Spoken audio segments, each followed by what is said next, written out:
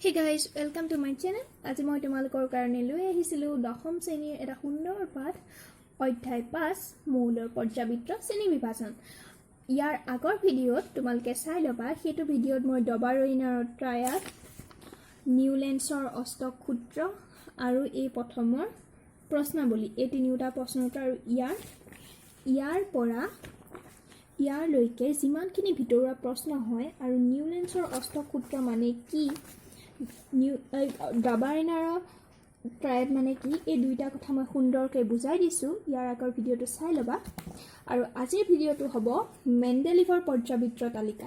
তেন্তে ব'লা এতিয়া আমি আমাৰ ভিডিঅ'টো ষ্টাৰ্ট কৰোঁ। আজিৰ এই ভিডিঅ'টোত মই মেণ্ডেলিভৰ পৰ্যাবৃত্ত তালিকাৰ কিহৰ ভিত্তিত কৰিছিলে, তেখেতৰ পৰ্যাবৃত্ত তালিকাৰ সফলতাসমূহ কি, পৰ্যাবৃত্ত তালিকাখন কিদৰে আছে, এই গোটেই কথাখিনি মই বুজাই দিম। লগতে সীমাবদ্ধতাবিলাক কি আছিল, এইখিনিৰ পৰা এইখিনিলৈকে যিমানখিনি ভিতৰুৱা প্ৰশ্ন হয় মই সেইখিনি দিম। লগতে এই দ্বিতীয় প্ৰশ্নাৱলীটো গোটেইকেইটা প্ৰশ্ন উত্তৰ কৰাই দিম। তেন্তে এতিয়া আমি এইখিনি কিতাপখন লৈ ল'বা আৰু মই এতিয়া বুজাই গৈছোঁ।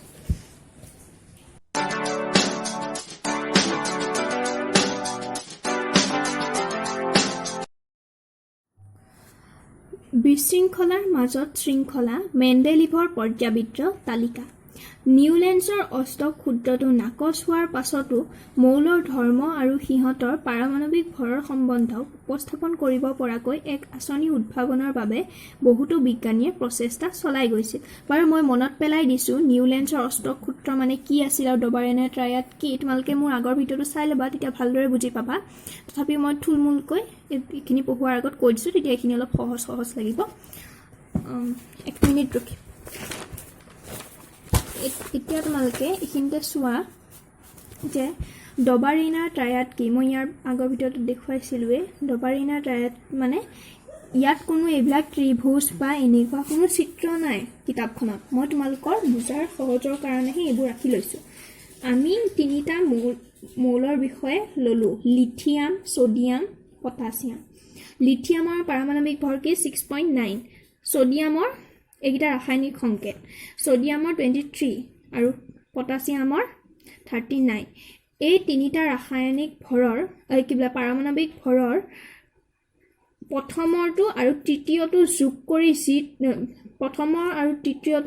কৰি তাৰ গড় মান যিটো পাম, গড় মান কেনেকৈ উলিয়ায়, এই দুইটা যোগ কৰিলোঁ, যিটো পাম সেইটোক 2ৰে হৰণ কৰি দিলে আমি কি পাওঁ, গড় মানটো গড় মান পাওঁ। এই যিটো গড় মান পাম সেইটো দ্বিতীয় মৌলটোৰ পাৰমাণৱিক ভৰৰ সৈতে প্ৰায় সমান হয়। প্ৰায় শব্দ এটা আছে, প্ৰায় সমান হয়। এতিয়া চোৱা, এইটো আৰু এইটো যোগ কৰিলে কি পাওঁ, 45.9 পাওঁ। 45.9/2 মানে 46 আৰু 45.9, 46ক যদি তুমি 2ৰে হৰণ কৰা 23 পাবা।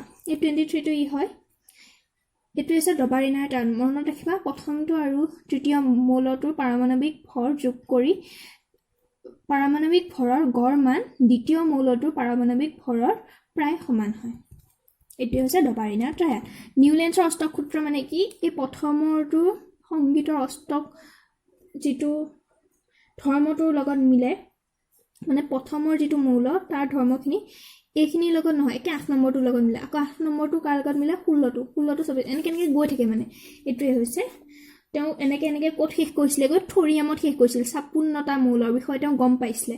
তেনেকৈ আকৌ ডবাৰইনাৰে কেইটা মৌলৰ কথা গম পাইছিলে ইয়াতে দিছে, চাই ল'বা তোমালোকে। ক'ৰবাত লিখিছে, প্ৰথম অৱস্থাত কিন্তু 30টা মৌলৰ বিষয়েহে জনা গৈছিলে। তাৰপিছত নিউলেন্সে 56টাৰ বিষয়ে জানিলেগৈ। তাৰপিছত মেণ্ডেলিভে কেইটা পালে আমি জানিম। ঠিক তেনেদৰে ইয়াতে এইকেইটা আছে সীমাবদ্ধতা। মই ইয়াৰ আগৰ ভিডিঅ'ত দিছোঁ, তোমালোকে চাই ল'বা। ইয়াতে চোৱা, হাইড্ৰজেনৰ পৰা আৰম্ভ হৈছে, মানে 1 2 3 4 5 6 7 8। এতিয়া ইয়াতে চাবা, প্ৰথম যিটো আছে তাৰ যিটো মানে ধৰ্মখিনি কাৰ লগত, 8 নম্বৰটোৰ লগত মিলিব। ইয়াতে এইখিনিতে দিছে কাৰ লগত মিলে, লিথিয়াম আৰু ছ'ডিয়ামৰ ধৰ্মসমূহ একে হয়। মানে এতিয়া চোৱা, লিথিয়াম এইটো হয়নে আৰু ছ'ডিয়াম এইটো, ইয়াৰ পৰা ধৰিব লাগিব। ষ্টাৰ্ট ইয়াৰ পৰা হ'ব, 1 2 3 4 5 6 7 8। ই 8 নম্বৰত আছে, 1 আৰু 8ৰ এটা মিলে। তেনেকৈ বেৰিলিয়াম আৰু মেগনেছিয়ামৰ মিলিব চোৱা এইটো বেৰিলিয়ামৰ পৰা যদি ধৰো 1 2 3 4 5 6 7 8 ইহঁত দুটা মিলিব তেনেকৈ নিউলেন্সৰ অষ্টসূত্ৰখন হৈছে এতিয়া মেণ্ডেলিভৰ পৰ্যাবৃত্তৰ তালিকালৈ আগবাঢ়িছো কিহৰ ওপৰত এইখিনি চাই ল'বা এইসকলৰ যিবিলাক বিজ্ঞানীয়ে মানে পৰ্যাবৃত্তৰ তালিকা প্ৰস্তুতৰ কাম কৰিছিলে সেইসকলৰ ভিতৰত ৰুছ ৰসায়ন বিজ্ঞানী ডিমিত্ৰি আইভানোভিচ মেণ্ডেলিভক মৌলৰ শ্ৰেণীবিভাজনৰ বাবে সৰ্বাধিক কৃতিত্ব দিয়া হয় মৌলৰ পৰ্যাবৃত্তৰ তালিকা এখনৰ প্ৰাৰম্ভিক বিকাশত তেওঁ অতিশয় গুৰুত্বপূৰ্ণ অৱদান আগবঢ়াইছে তালিকাখনত মৌলবোৰক সিহঁতৰ মৌলিক ধৰ্ম পাৰমাণৱিক ভৰ ৰাসায়নিক ধৰ্মৰ সাদৃশ্যৰ ভিত্তিত সজোৱা হৈছে এই কথাখিনি পঢ়িবা মই ইয়াৰ পৰা চমুক উত্তৰ মই লিখি থৈছো দি আছো মই মেণ্ডেলিভে যেতিয়া কাম আৰম্ভ কৰিছিল তেতিয়া কিন্তু তেওঁ কেইটা মৌলৰ বিষয়ে গম পাইছিলে 63টা নিউলেন্সে কেইটা 56টা কিন্তু প্ৰথম অৱস্থাত 30টা মৌল আৱিষ্কাৰ হ'ল তাৰপিছতে নিউলেন্সে 56টা জানিলে আৰু মেণ্ডেলিভে কেইটা 63টা তেওঁ মৌলসমূহৰ পাৰমাণৱিক ভৰৰ সৈতে সিহঁতৰ ভৌতিক আৰু ৰাসায়নিক ধৰ্মৰ সম্পৰ্ক পৰীক্ষা কৰি চাইছিল ৰাসায়নিক ধৰ্মসমূহৰ ভিতৰত মৌলবোৰক অক্সিজেন আৰু হাইড্ৰজেনেৰে সৈতে গঠন কৰা যৌগবোৰৰ ওপৰতহে মেণ্ডেলিভে গুৰুত্ব দিছে তেওঁ হাইড্ৰজেন আৰু অক্সিজেনক এইবাবেই বাছি লৈছিল ইহঁত যথেষ্ট সক্ৰিয় আৰু অধিকাংশ মৌলেৰে সৈতে ইহঁতে যৌগ গঠন কৰে কি কৰে যৌগ গঠন কৰে তোমালোকে চাব পাৰা এইখনতে মই ক'ৰবাত মানে ইয়াতে দেখাইছোঁ চোৱা এতিয়া কাৰ্বনৰ লগত কৰে অক্সিজেনে যৌগ গঠন কৰে তেনেকৈ ধৰিলে মেগনেছিয়ামৰ লগত কৰে MgO হয় তাৰপিছতে আকৌ হাইড্ৰজেনেও কৰে হাইড্ৰজেনে তোমালোকৰ যেনেকৈ ইহঁত দুটাৰ লগত কৰিলে হাইড্ৰজেনেও কৰে বহুতৰে লগত মানে ইহঁত দুটাৰ যৌগ গঠন বেছিভাগ মৌলৰ ক্ষেত্ৰতে ইহঁতে কৰে সেইকাৰণে ইহঁত দুটাক কি বুলি কৈছে কি অধিক সক্ৰিয় আৰু অধিকাংশ মৌলৰ সৈতে যৌগ গঠন কৰে কাৰণে ইহঁত দুটাক মানে যৌগবোৰৰ ওপৰতহে গুৰুত্ব দিছিলে সেইকাৰণে তেওঁ এই দুটাক বাছি লৈছিলে যিহেতু ইহঁতেই বেছিকৈ যৌগ গঠন কৰে মৌলবিলাকৰ লগত মৌল এটাক শ্ৰেণীভুক্ত কৰিবলৈ তেওঁ মৌলটোৱে গঠন কৰা হাইড্ৰাইড আৰু অক্সাইডসমূহৰ সংবেদক মৌলটোৰ অন্যতম মূল ধৰ্ম হিচাপে বিবেচনা কৰিছিল তেওঁ 63খন কাৰ্ড লৈছিল আৰু কাৰ্ডবিলাকত কি লিখি গৈছিল এটা মৌলৰ ৰাসায়নিক ধৰ্মবোৰ একোখন কাৰ্ডত লিখি গৈছিল মানে কি এখন কাৰ্ড ল'লে নহয় এটা মৌলৰ বোলে অক্সিজেনৰ ৰাসায়নিক ধৰ্মকেইটা লিখি পেলাই পিছৰ কাৰ্ডখনত আকৌ বোলে হাইড্ৰজেনৰ লিখিলে আৰু এখনত বোলে মেগনেছিয়ামৰ লিখিলে এনেকৈ লিখি 63টা মৌলৰ 63খন কাৰ্ড পাই পেলাই ইখনৰ লগত সিখন মিলাই চাওঁতে কোনোবাখনৰ লগত কোনোবাখনৰ ৰাসায়নিক ধৰ্মবোৰ একে পাইছে তেওঁ সেই তাৰ ভিত্তিতে কি কৰিছিলে এইখিনিতে তোমালোকে পঢ়িলে পাবা এটা নিৰ্দিষ্ট ব্যৱধানৰ অন্তত একেধৰণৰ ভৌতিক আৰু ৰাসায়নিক ধৰ্ম দেখুওৱা মৌলবোৰৰ পুনৰাবৃত্তি ঘটে মানে কি সেই ধৰ্মবিলাক আকৌ পায় মানে এখন চালে নহয় চাই পেলাই অলপ সময় পিছত যদি বোলে এইখন চাই গৈছে মিলা নাই এখন হয়তো মিলি যাবও পাৰে এই মিলাখিনিৰ ওপৰত তেওঁ কি কৰিছিলে ভিত্তি কৰি এটা সূত্ৰ প্ৰতিপাদন কৰিছিল সূত্ৰটো হৈছে মৌলবোৰৰ ধৰ্মবোৰ সিহঁতৰ পাৰমাণৱিক ভৰৰ পৰ্যায়ক্ৰমে সলনি হয় মেণ্ডেলিভৰ পৰ্যাবৃত্ত তালিকাত থকা থিয় স্তম্ভবোৰক বৰ্গ আৰু পথালি শাৰীবোৰক পৰ্যায় বোলে এতিয়া থিয় স্তম্ভ কেইটা হ'ল 1 2 3 4 5 6 7 8টা মেণ্ডেলিভৰ পৰ্যাবৃত্ত তালিকাৰ বৰ্গ হৈছে 8টা আৰু পৰ্যায় হৈছে 6টা পৰ্যায়তে চাব পাৰা 4 নম্বৰ 5 নম্বৰ আৰু 6 নম্বৰটো দুটাকৈ শাৰী আছে দুটাকৈ শাৰী এতিয়া মই এখন বুজাই দিছোঁ অলপ এতিয়া চোৱা ইয়াতে অক্সাইডৰ সংকেত দি দিছে হাইড্ৰাইডৰ সংকেত দিছে অক্সাইডৰ R2O এই সংকেতটোৱে কাৰ লগত খাটিব ইয়াৰ লগত hydrogen lithium sodium potassium rubidium copper gold caesium এইটো পাহৰিছোঁ কেছিয়াম এইবিলাকৰ লগত খাটিব এইটো আকৌ তেনেকৈ RH মানে এইটো হাইড্ৰাইডৰ এই Rটো যে দেখিছা এই মৌলটোৰ ইয়াতে চাই লোৱা R আখৰে বৰ্গটো থকা মৌল একোটা সূচাইছে মানে ধৰি লোৱা ইয়াতে প্ৰত্যেকতে এইটো R2O2 আকৌ গৈ পেলাই এই বেৰিলিয়ামত নাখাটেগৈ এইকেইটাৰ লগত ইহঁত দুটাই যিটো মানে গাঁথনি দিছে সিহঁত ইয়াৰ লগত ইয়াৰ এনেকেহে গৈছে তাহলে এতিয়া কাৰ্বনটোকে চোৱা C ইয়াৰ অক্সাইডটো কেনেকৈ লিখিম এই Rটোৱে কাৰ্বনটোক বুজাইছে হয়নে এতিয়া যদি কয় কাৰ্বনৰ অক্সাইডৰ মেণ্ডেলিভৰ ইখনৰ মতে লিখা তেনেহ'লে লিখিম যে RO2 কাৰ্বনত খাটিব CO2 আকৌ যদি হাইড্ৰাইডো লিখিব দিয়ে কি আছে RH4 এটো হ'ব CH4 হল এনেকৈ গৈছে তাৰপাছতে চোৱা মেণ্ডেলিভৰ পৰ্যাবৃত্ত তালিকাখন জাৰ্মানীৰ এখন জাৰ্নেলত 1872 চনত প্ৰকাশ পাইছিল। এইটো নম্বৰীয়া কুৱেশ্যনত আহিব পাৰে। তালিকাখনৰ স্তম্ভবোৰৰ শীৰ্ষত দিয়া অক্সাইড আৰু হাইড্ৰাইডৰ সংকেতবোৰৰ আৰ আখৰে বৰ্গটোত থকা মৌল এটাক সূচাইছে। সংকেতবোৰ লিখা পদ্ধতিটো মন কৰা। উদাহৰণ হিচাপে মই ক'লোৱেই কাৰ্বনৰ হাইড্ৰাইড CH4ক RH4 হিচাপে আৰু অক্সাইড CO2ক RO2 হিচাপে লিখা আছে। মানে বেলেগ এটা লগতো চাব পাৰা। ধৰিলা বেৰিলিয়াম আছে মানে BE। এইটো অক্সাইডৰ হেৰিটো মনত ৰাখিব লাগিব এইকেইটা। অক্সাইডত RO আছে, বেৰিলিয়ামটো কি হ'ব মানে BeO। আকৌ তাৰ হাইড্ৰাইডটো RH2 আছে, মানে কি হ'ব BeH2। বুজিছা? এনেকৈ হ'ব মানে এইখিনি মনত ৰাখিব লাগিব। আৰু এটা কথা মনত ৰাখিলেই হ'ল 63খন কাৰ্ড ল'লে মৌলবিলাকৰ ৰাসায়নিক ধৰ্মবোৰ লিখি গ'ল। আৰু যি তেওঁ মানে পাইছিলে যে ক'ৰবাত সেই ৰাসায়নিক ধৰ্মবোৰ মানে কাৰ্ডবিলাক মিলিছিল, ৰাসায়নিক ধৰ্মবিলাক মিলিছিল কোনোবা মৌলৰ। তাৰ ওপৰত ভিত্তি কৰি এটা সূত্ৰ লিখিলে এইটো মনত ৰাখিবা, মৌলবোৰৰ ধৰ্মবোৰ সিহঁতৰ পাৰমাণৱিক ভৰ পৰ্যায়ক্ৰমে সলনি। আৰু এটা বৰ্গ হৈছে 8টা আৰু পৰ্যায় হৈছে 6টা। এই দুটা কথা মনত ৰাখিবা আৰু এই লিষ্টখন এবাৰ ভালদৰে পঢ়িবা। এইখিনি এবাৰ ভালদৰে পঢ়িবা। ইয়াতে আছে তোমালোকৰ মেণ্ডেলিভৰ পৰ্যাবৃত্ত তালিকাখনৰ নীতিকেইটা। মই কৈ দিছোঁ, তোমালোকে শুনি লোৱা। মেণ্ডেলিভে পৰ্যাবৃত্ত তালিকাখনত মৌলবোৰক সিহঁতৰ মৌলিক ধৰ্ম আৰু পাৰমাণৱিক ভৰ আৰু ৰাসায়নিক ধৰ্মৰ সাদৃশ্যৰ ভিত্তিত সজাইছিল। হয়, ইয়াতে আছে। মেণ্ডেলিভে মৌলসমূহৰ পাৰমাণৱিক ভৰৰ সৈতে সিহঁতৰ ভৌতিক আৰু ৰাসায়নিক ধৰ্মৰ সম্পৰ্ক পৰীক্ষা কৰি চাইছিল। ৰাসায়নিক ধৰ্মসমূহৰ ভিতৰত মৌলবোৰৰ অক্সিজেন আৰু হাইড্ৰজেনৰ সৈতে গঠন কৰা যৌগবোৰৰ ওপৰতহে মেণ্ডেলিভে গুৰুত্ব দিছিল। তেওঁ হাইড্ৰজেন আৰু অক্সিজেনক এইবাবেই বাছি লৈছিল কাৰণ ইহঁত যথেষ্ট সক্ৰিয় আৰু অধিকাংশ মৌলেৰে সৈতে ইহঁতে যৌগ গঠন কৰে। তেওঁ মৌল এটাক শ্ৰেণীভুক্ত কৰিবলৈ মৌলটোৱে গঠন কৰা হাইড্ৰাইড আৰু অক্সাইডসমূহৰ সংকেতক মৌলটোৰ অন্যতম মূল ধৰ্ম হিচাপে বিবেচনা কৰিছিল। এইখিনি ক'ত আছে? এইখিনিত আছে দেই, এইখিনি পঢ়ি ল'বা। তাৰপিছত আৰু এটা কৈছোঁ, মেণ্ডেলিভে পৰ্যাবৃত্ত তালিকাৰ একেটা বৰ্গত থকা পূৰ্বৱৰ্তী মৌলটোৰ নামৰ আগত সংস্কৃত শব্দ একা যোগ কৰি এই মৌলবোৰৰ নাম দিছিল। এই কথাটো অলপ পিছত আছে, এইখিনিত আছে। এইটো এতিয়া মই পঢ়াম বাৰু, ঠিক আছে। এতিয়া মই সফলতাখিনি কৈছোঁ। মেণ্ডেলিভে কি কৰিছিলে, পৰ্যাবৃত্ত তালিকাখনত ঠাই বিশেষে বেছি পাৰমাণৱিক ভৰৰ মৌল একোটাক তাতকৈ সামান্য কম পাৰমাণৱিক ভৰৰ মৌল একোটাতকৈ আগত ঠাই দিছিল। তোমালোকে এটা কথা চাই লোৱা, বেছি পাৰমাণৱিক ভৰৰ মৌল একোটাক তাতকৈ সামান্য কম পাৰমাণৱিক মৌল আগত ঠাই দিছিল মানে কি? এইটো আমাক উদাহৰণ দিছে নহয়, আমি এইটোকে চাম। কোবাল্ট আৰু নিকেলৰ উদাহৰণ দিছে হয়নে? এইটো চাই লোৱাচোন, ইয়াৰ পাৰমাণৱিক ভৰ বেছি হয়নে? ইয়াৰ কম। নিকেল অলপ কম, কিন্তু দেখিছা 58.93 আৰু 58.71 কোবাল্ট আৰু নিকেল। পাৰমাণৱিক ভৰ যাৰ বেছি তাক আগত দিছে, অলপ হ'লেও তথাপিও আগত দিছে, আৰু ইয়াক পিছত দিছে। এইটো উদাহৰণ দি দিছে। তাৰপিছতে মেণ্ডেলিভে তেওঁৰ তালিকাখনত কিছুমান খালী ঠাই এৰি গৈছিল। মানে তেওঁ জানিছিলে যে তাত কি হ'ব, কিছুমান নতুন মৌল আৱিষ্কাৰ হ'ব।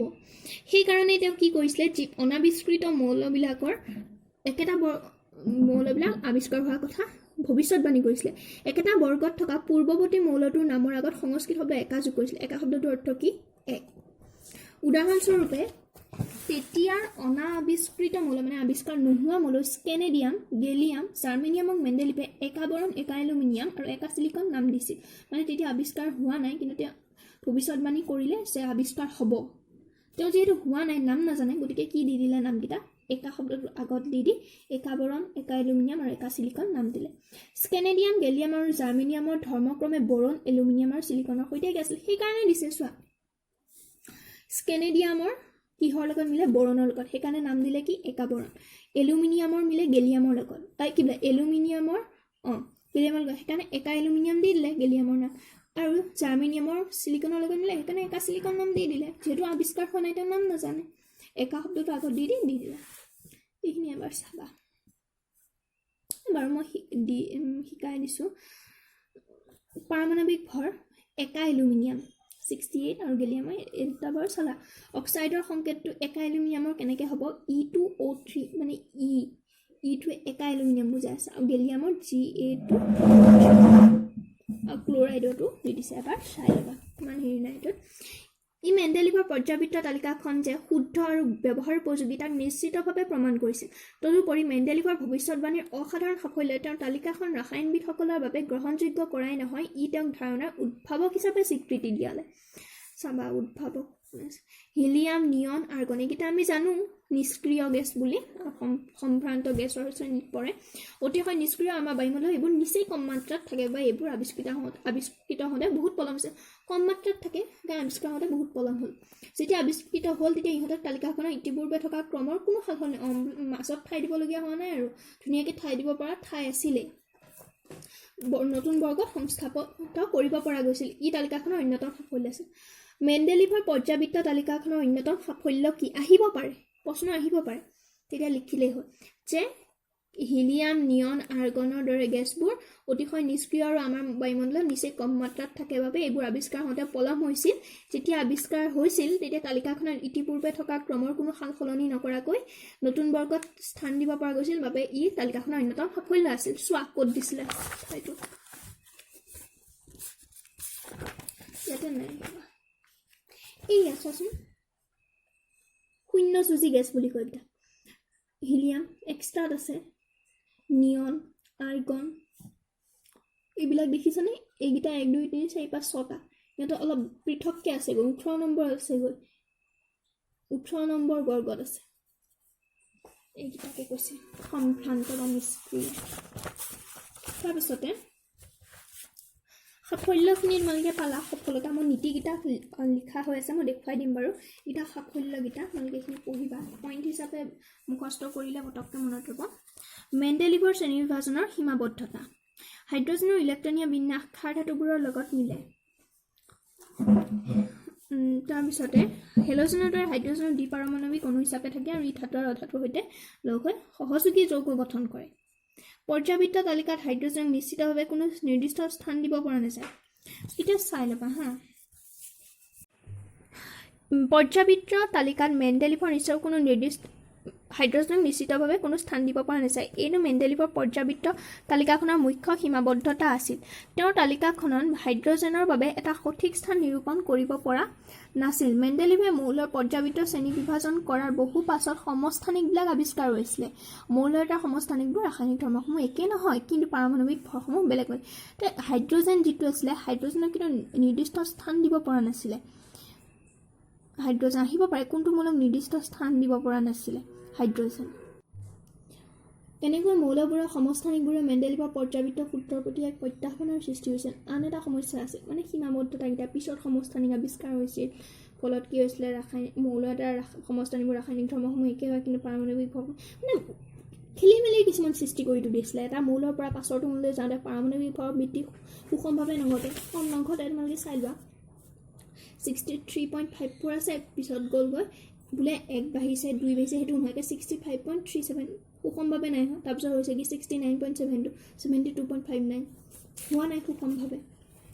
তাৰপিছতে চাবা, বিশেষকৈ যেতিয়া আমি গধুৰ মৌলবোৰক বিবেচনা কৰোঁ, গধুৰ মৌলবোৰক বিবেচনা কৰিলে হ'বই সেইটো। তেনেকৈ চোৱা 196.97 তো 200 পাইছে বা 204 পাইছে, 207 পাইছে, 208 পাইছে, সেইবিলাক। এতিয়া এইকেইটা মই আৰু ভিতৰৰ প্ৰশ্ন উত্তৰখিনি এইখিনিৰ পৰা এইখিনিলৈ, আৰু এই প্ৰশ্নাৱলী উত্তৰকেইটা মই লিখা আছে, মই তোমালোকক এতিয়া দি দিছোঁ, তোমালোকে ধুনীয়াকৈ লিখি ল'বা। প্ৰশ্নাৱলীৰ যিকেইটা উত্তৰ আছে এইটো 1 নম্বৰৰ লিখি ল'বা। মই কৈ নাযাওঁ, তোমালোকে অলপ সময় ৰখাই দিম, তোমালোকে লিখি লৈ ল'বা বা স্ক্ৰীনশ্বট মাৰি ল'ব পাৰা। এতিয়া পিছৰটো চোৱা 2 নম্বৰটো স্কেনেডিয়াম আৰু জাৰ্মেনিয়াম, যিহেতু 2টা লিখিব দিছে মই লিখি দিছোঁ। আৰু তাৰপিছৰটো চাবা নীতিকেইটা মই যে কৈ দিছিলোঁ সেইকেইটা মই লিখি থৈছোঁ, চাই লোৱা, লিখি ল'বা। এইটো লিখি ল'বা, মানে 3টা নীতি লিখি দিছোঁ আৰু লিখি ল'বা তোমালোকে। এতিয়া 4 নম্বৰটো সম্ভ্ৰান্ত গেছ এটা সুকীয়া বৰ্গত কিয় স্থান দিয়া আছিলে, এইটো লিখি ল'বা। মই অলপ চুটি কৰি লিখি দিছোঁ বুজি ল'বৰ কাৰণে। তোমালোকে পাৰিলে ইয়াতে সম্ভ্ৰান্ত গেছকেইটাৰ নামো লিখি দিব পাৰা। সম্ভ্ৰান্ত গেছবোৰক বুলি দিছোঁ, তোমালোকে গেছকেইটাৰ নাম লিখি দিব পাৰা, যোনে যেনেকৈ দিয়া আৰু নিজৰ কথা এইটো। এতিয়া ভিতৰুৱা প্ৰশ্ন কেইটামান আছে, মই দেখুৱাই আছোঁ বাৰু। ইয়াৰ আগৰবাৰ মই তোমালোকে ভিডিঅ' দিওঁতে ডবাৰিনা ট্ৰায়াড এজন ৰসায়ন বিজ্ঞানী নে পদাৰ্থ বিজ্ঞানী মই কথাটো কোৱা নাছিলোঁ হয়নে ডবাৰিনা ট্ৰায়াড এজন ৰসায়ন বিজ্ঞানী যিহেতু তেওঁ পদাৰ্থবিলাকৰ ৰাসায়নিক ধৰ্মৰ বিষয়ে গৱেষণা কৰিছিলে গতিকে তেওঁ এজন ৰসায়ন বিজ্ঞানী এতিয়া এইটো মই এনেই লিখি থৈছিলোঁ আৰু বাকী এইটো চাই ল'বা শ্বৰ্ট কুৱেশ্যনো আছে লং কুৱেশ্যনো আছে আৰু তোমালোকে মই যেহেতু কৈয়ে দিছোঁ আৰু মেণ্ডেলিভৰ সীমাবদ্ধতাখিনি পৰ্যাবৃত্ত তালিকাৰ সফলতাখিনি সেই দুইটা প্ৰশ্ন তোমালোকে নিজে লিখি ল'বা নিজৰ মতে মানে মই বুজাই দিছোঁ যিহেতু পইণ্ট ৱাইজ লিখি ল'বা লিখি লোৱা এইখিনি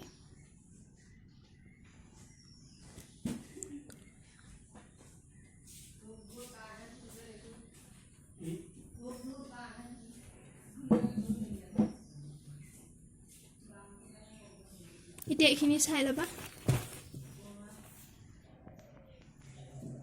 আখৰবোৰ ধৰিব নোৱাৰি কোৱালিটিটো বঢ়াই ল'বা আৰু স্ক্ৰীনশ্বট মাৰি ল'বা তেতিয়া সুবিধা হ'ব আৰু লিখোঁতে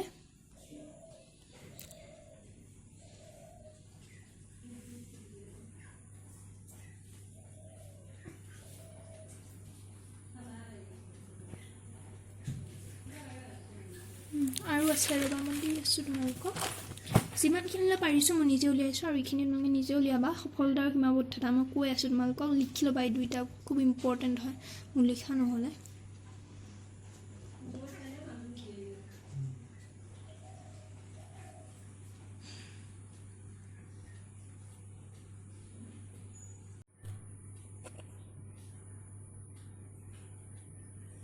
আৰু আছে মই দি আছোঁ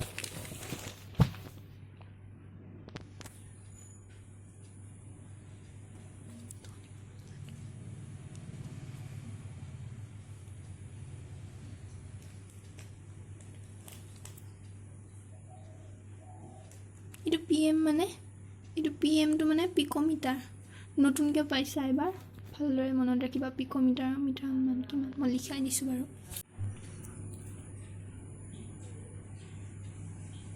আৰু এইকেইটাত অলপ মনত ৰাখিবা এইকেইটা মনত ৰাখোঁতে হয়তো অসুবিধা পাবা চাই ল'বাচোন মোক কথা এটা কওঁ অক্সিজেনৰ 66 হয়নে তাৰ লগত 11 এটা যোগ কৰাচোন কিমান পাবা 77 মানে কাৰ্বনৰটো পাই গ'লা এই 77ৰ লগত 11টা যোগ কৰাচোন পালানে 88 লগত যোগ কৰাচোন 11টা 88ৰ লগত অৱশ্যে 11 যোগ কৰিলে নাপাবা বাৰু এনেকৈ এই তিনিটাটো মনত ৰাখিবলৈ সহজ পাইছা আৰু একেবাৰে বেছিটো হৈছে লিথিয়ামৰ 152 আৰু একেবাৰে কমটো হৈছে নাইট্ৰজেন 74 মনত ৰাখিবা হা এইকেইটা বাকীবিলাকো পাৰিলে মনত ৰাখিবা মই এনেই এইকেইটা দিছোঁ আৰু এতিয়া এইখিনি চাবা খালি ঠাই পুকাৰ দুটামানো দি দিছোঁ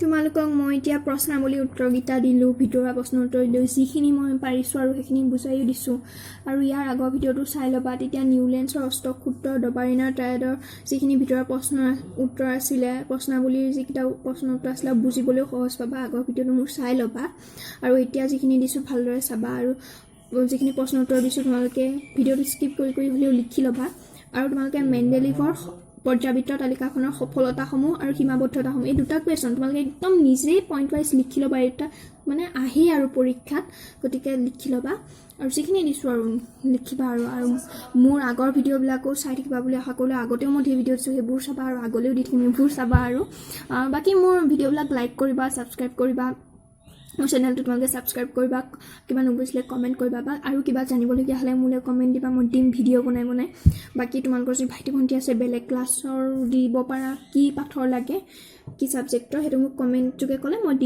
দিওঁ মানে আৰু বাকী আজিলৈ ইমানেই আকৌ আগৰ নেক্সট ভিডিঅ'ত মই লগ পাম তো থেংক ইউ আজিলৈ ইমানতে সামৰিলোঁ আৰু বাকী নেক্সট ভিডিঅ'ত ৰাসায়নিক বিক্ৰিয়া আৰু সমীকৰণ ভিডিঅ'টো বনাম তোমালোকে চাবা বুলি আশা ৰাখিলোঁ বাই